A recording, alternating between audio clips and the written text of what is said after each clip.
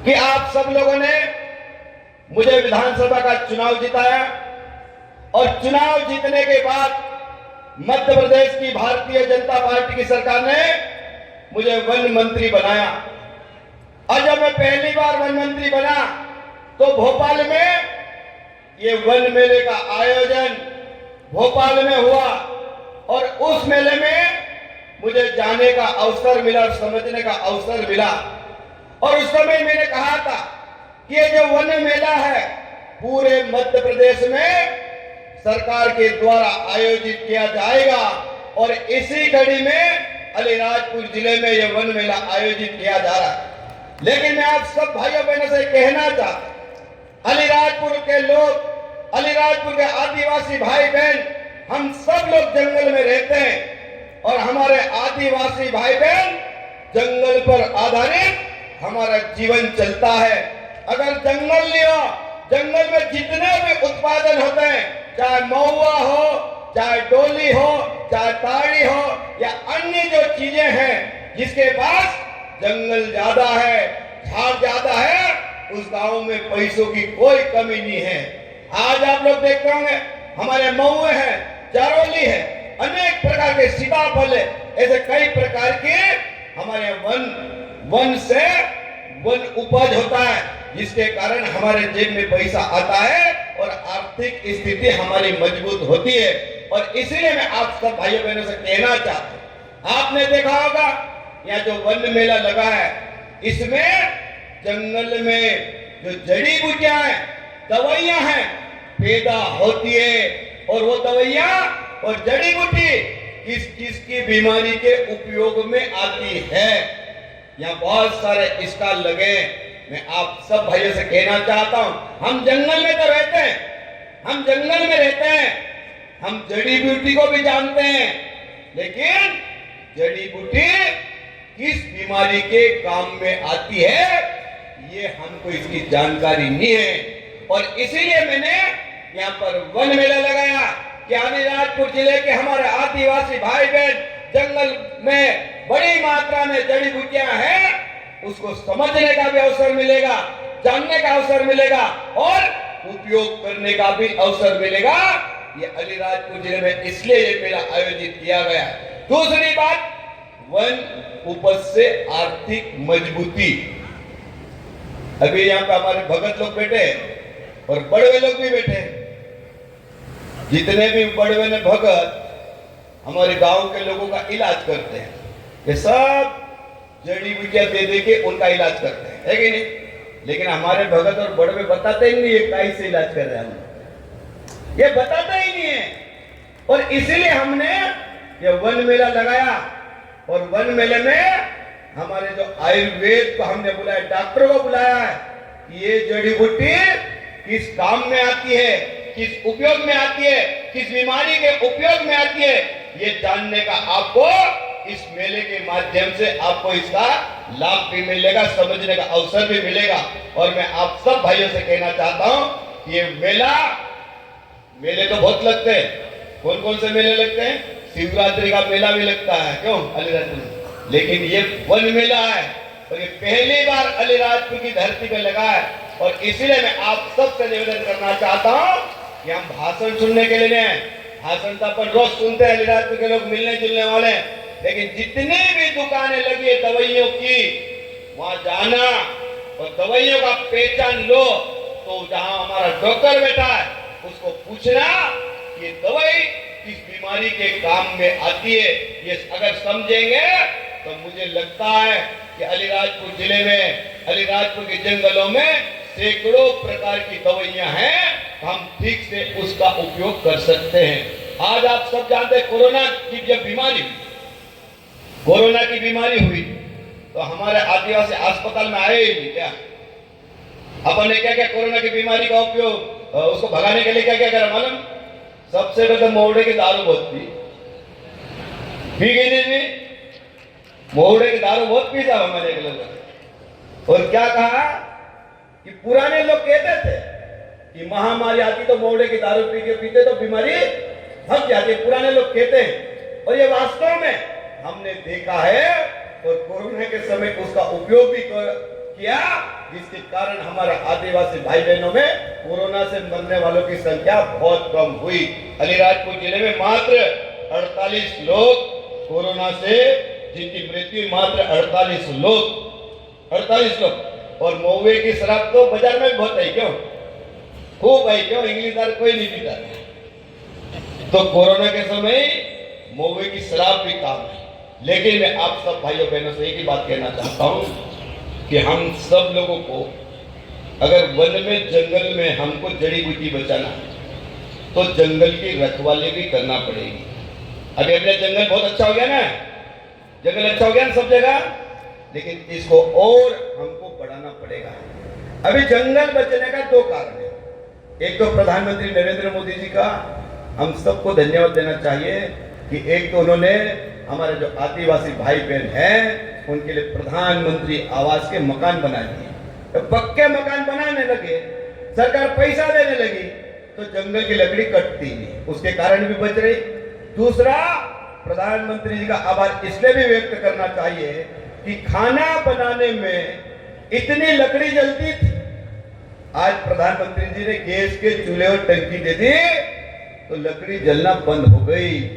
अब लकड़ी जलना बंद हो गई और गैस के चूल्हे से खाना बनाने लगे तो लकड़ी की बचत हो रही, लेकिन बीमारी से भी हम लोग बच रहे कि नहीं बच रहे बताओ। दुबई में कितनी बीमारियां फैलती थी बताओ, आंखों में धुआं, नाक में धुआं, पेट में धुआं, घर भी पूरा काला कच हो जाता था। लेकिन आज गैस की टंकी देने के कारण आज ये धुआं नहीं हो रहा, जिससे हमारे आदिवासी भाइयों बहनों में बीमारी नहीं फैल रही और लकड़ी नहीं कट रही। अलीराजपुर जिले में जंगल बड़ी मात्रा में बढ़ रहा है।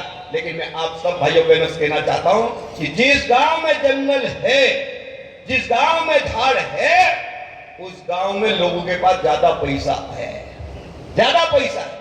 और जिस गांव में झाड़ नहीं है उस गांव के लोगों के जेब में पैसा नहीं है। और इसीलिए मैं आप सब भाइयों बहनों से कहना चाहता हूं और मैं विशेष कर आपका ध्यान देना चाहता हूं कि वन से हमको जो फायदे मिलते हैं, बरसात के बाद, बरसात जैसे ही खत्म होती साहब, यहां पर सीताफल आते कि नहीं आते बताओ।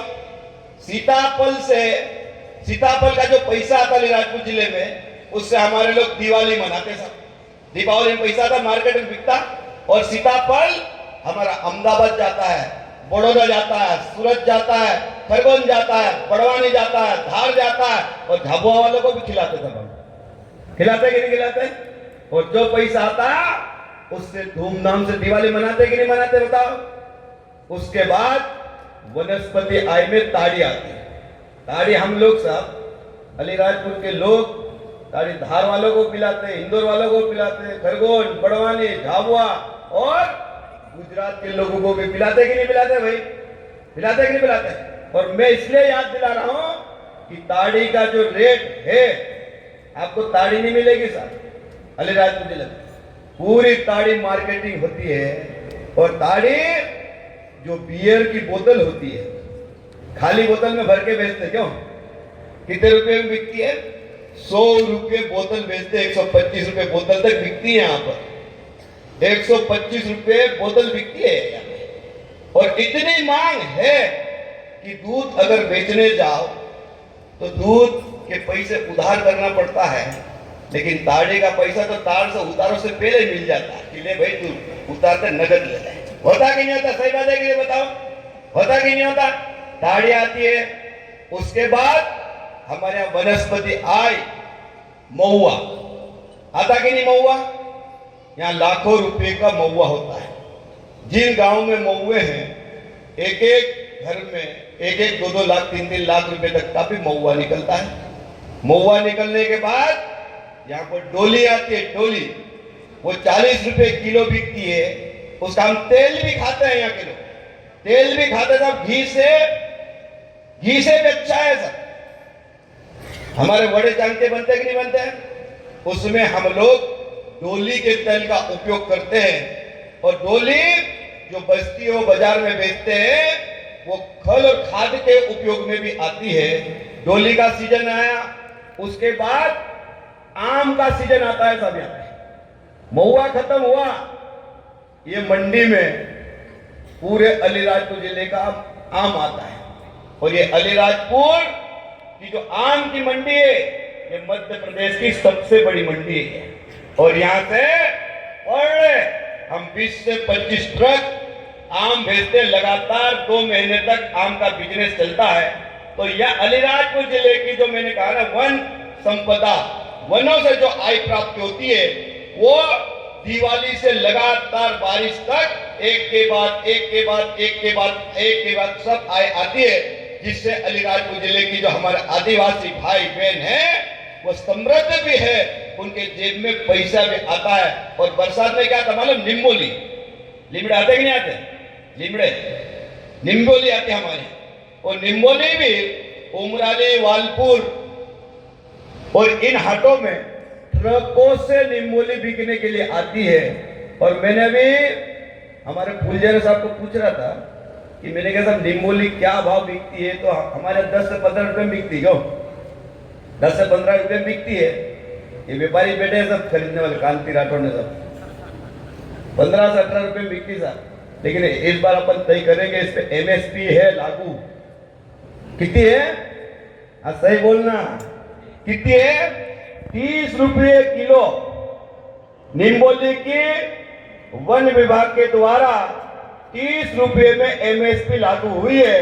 और मैं कोशिश कर रहा हूं कि इस साल अलीराजपुर जिले में जितने भी निम्बोली होगी उसको वन विभाग खरीदेगा और मध्य प्रदेश में जंगल लगाए जाएंगे। ये मैं पूरी कोशिश कर रहा हूं, मैं अधिकारियों के साथ बैठ रहा हूं, क्योंकि निम्बोली ऐसी चीज है अलीराजपुर और झाबुआ जिले में कि निम्बोली को तो जंगल में फेंक दो, जंगल में फेंक दो, कचरे में फेंक दो, उग जाते, उगते कि नहीं उगते, लेकिन उससे अगर नींबू के झाड़ बड़े हो जाएंगे तो वनवासी और आदिवासी भाइयों बहनों की आर्थिक स्थिति में काफी सुधार होगा। ये मेरा पूरा प्रयास है कि आने वाले समय में मध्य प्रदेश में निम्बोली की भी खरीदी हम लोग करने वाले हैं। पिछले वर्ष हम लोगों ने महुए भी खरीदे थे, महुए को हमने विदेश भेजे थे और अलीराजपुर जिले में महुए जो है वो हमने वो बिछाई थी, त्रिपाल हरिवाली बिछाई थी, क्या बोलते उसको, वेटिंग, क्या बोलते हैं, मेटी, ऊपर से मोहड़े के, मोहड़े पे झेले थे कि नहीं झेले थे, झेले थे ना, लेकिन वो मोहड़े बिके नहीं, पड़े हमारे पास। क्या हम कोशिश कर रहे हैं कि आप लोगों से महुए हमने 100 रुपए किलो में खरीदे थे, लेकिन इस बार फिर प्रयास कर रहे हैं कि जो महुए हमने खरीदे वो विदेश की कंपनी ले जाए, उसमें कुछ कमी पैसे उसको पूरी करेंगे और हमारा जो महुआ है विदेश में जाना चाहिए, जिससे कि हमारे आदिवासी भाइयों बहनों को महुए के अच्छे पैसे मिले। इस ओर भी हम प्रयास कर रहे हैं। मैं आप सब भाइयों बहनों को एक बात और कहना चाहता हूं कि मैं वन मंत्री हूं, तो वन मंत्री तो कुछ करना चाहता है, बताना पड़ेगा कि बताना पड़ेगा, मैं अब वन मंत्री हूं